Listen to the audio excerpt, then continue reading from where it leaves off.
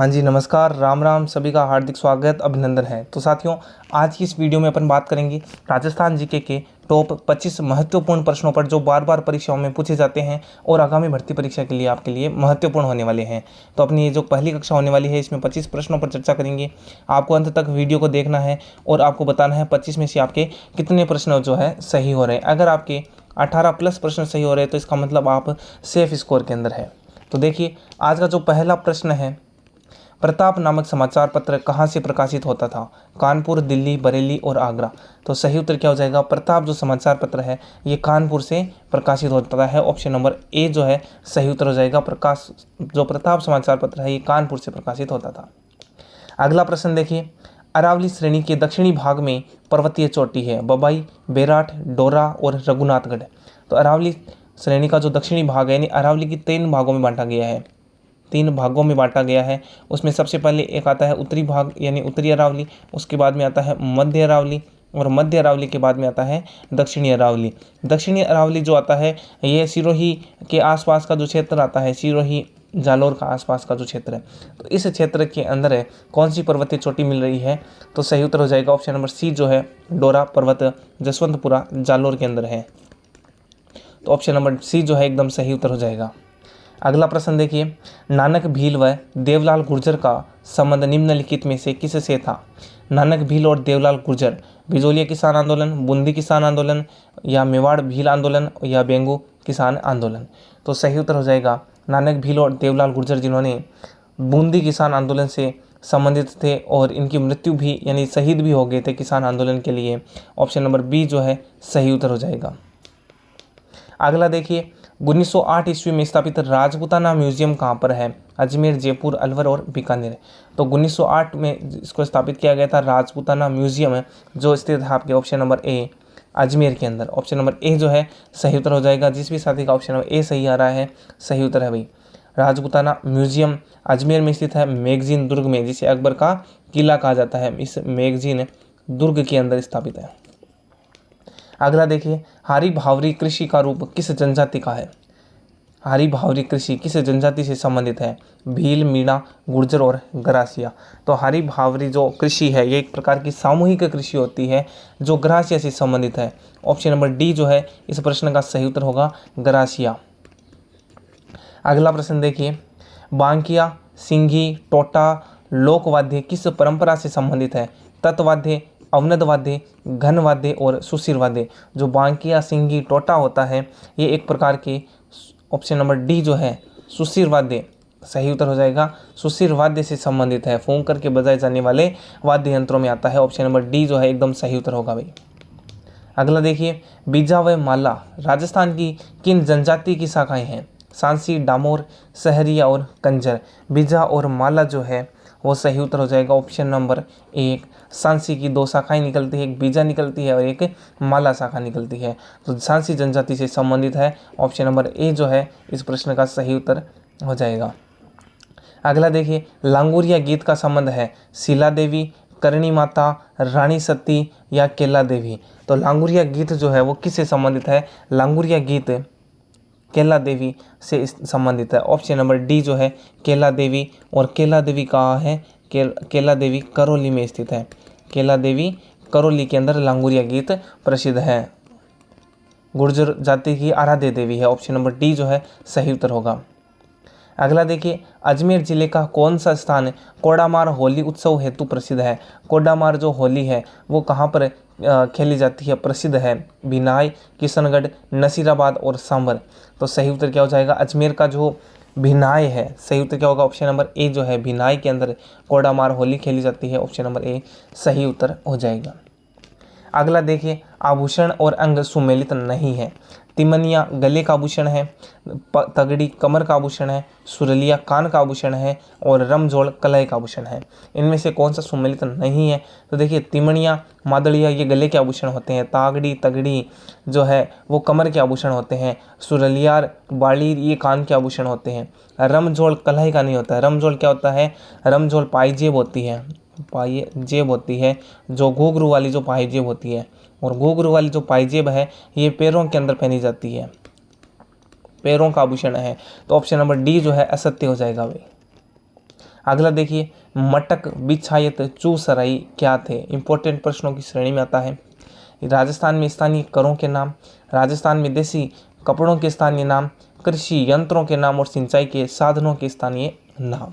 तो मटक बिछायत चूसराई ये सभी के सभी राजस्थान में स्थानीय करों के नाम सही उत्तर हो जाएगा। ऑप्शन नंबर ए जो है करों के नाम है। अगला देखिए, संविधान के अनुच्छेद 155 के तहत राज्यपाल की नियुक्ति निम्न में से किसके द्वारा की जाती है? भारत के राष्ट्रपति, भारत के प्रधानमंत्री, राज्य के मुख्यमंत्री, केंद्रीय मंत्री परिषद। तो अनुच्छेद 155 कहता है कि राज्यपाल की नियुक्ति भारत के राष्ट्रपति के द्वारा की जाएगी। भारत का जो राष्ट्रपति है इसके द्वारा नियुक्ति की जाती है, यानी राज्यपाल जो है वो राष्ट्रपति के अधीन होता है, राष्ट्रपति के अधीन होता है नियुक्ति। इसके अलावा जितने भी कार्य है वो राष्ट्रपति के अधीन रहकर ही कार्य करता है। हाँ, अगला प्रश्न देखिए, ऑप्शन नंबर ए सही उत्तर हो जाएगा इस प्रश्न का। अगला प्रश्न देखिए, सुमेलित नहीं है। जरगा उदयपुर में, कुंभलगढ़ राजसमंद में, कामनाथ सिरोही में, रघुनाथगढ़ सीकर में। तो सही उत्तर क्या हो जाएगा? जरगा उदयपुर की पहाड़ियाँ हैं, तस्तरीनुमा पहाड़ियाँ। कुंभलगढ़ राजसमंद के अंदर आता है। कामनाथ या कमलनाथ जो है वो सिरोही में नहीं होगा। कामनाथ या कमलनाथ सिरोही का नहीं होता है। कामनाथ और कमलनाथ जो है वो उदयपुर की पहाड़ियाँ हैं, उदयपुर की पहाड़ी है। तो ऑप्शन नंबर सी जो है सही उत्तर हो जाएगा। रघुनाथगढ़ सीकर की 1055 मीटर ऊंची पहाड़ी है। तो ऑप्शन नंबर सी असत्य हो जाएगा। अगला देखिए, चोरू दुर्ग का निर्माण 1739 ईस्वी में किसने करवाया था? जसवंत सिंह, राय सिंह, कल्याणमल और ठाकुर कुशाल सिंह। तो सही उत्तर हो जाएगा ऑप्शन नंबर डी जो है। चोरू किले का जो निर्माण है ठाकुर कुशाल सिंह जी ने कराया था। और चोरू दुर्ग जो है वो चांदी दाग 1857 के समय में चांदी के यहाँ पर गोला बारूद दागे गए थे, तो उसके लिए प्रसिद्ध है चोरू दुर्ग। ठाकुर कुशाल सिंह, ध्यान रखना है, इसका निर्माण कराया था। और शिव सिंह जी के समय में चांदी के गोले बरसाए गए थे।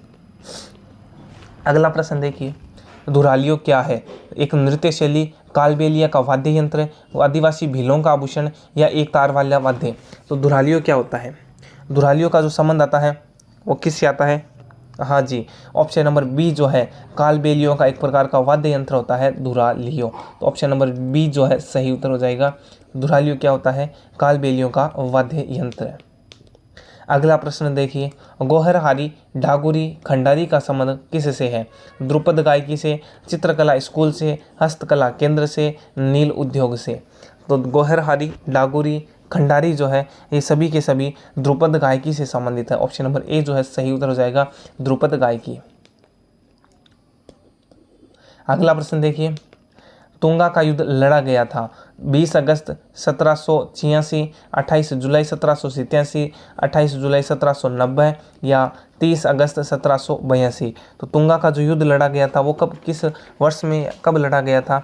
जो तुंगा पड़ता है दौसा में। कहाँ पड़ता है तुंगा? दौसा के अंदर पड़ता है। मराठा और सवाई प्रताप सिंह के मध्य युद्ध हुआ था, मराठों को पीछे हटना पड़ा था और वो युद्ध था 28 जुलाई 1787। ऑप्शन नंबर बी जो है सही उत्तर हो जाएगा। 28 जुलाई 1787 को तुंगा दौसा में युद्ध हुआ था। अगला प्रश्न देखिए, निम्नलिखित में से कौन सा संरक्षित क्षेत्र झुंझुनू जिले में स्थित नहीं है? गोगेलाव, बीड़, शाकंभरी, मनसा माता। तो सही उत्तर हो जाएगा, देखिए बीड़, शाकंभरी, मनसा माता तीनों के तीनों झुंझुनू में है, झुंझुनू में है। लेकिन गोगेलाव जो है, गोगेलाव ये आता है नागौर में। कहाँ पर आता है? नागौर में। इसका मतलब ऑप्शन नंबर ए जो है सही उत्तर हो जाएगा। अगला प्रश्न, राजस्थान में प्रसिद्ध पखावज वादक है? पंडित रामनारायण जी, पंडित पुरुषोत्तम दास जी, उस्ताद असद अली खान जी या उस्ताद हिदायत खान जी। तो पखावज वादक जो है वो हो जाएंगे ऑप्शन नंबर बी, पंडित पुरुषोत्तम दास जी का संबंध आता है पखावज वादक से। ऑप्शन नंबर बी जो है सही उत्तर हो जाएगा।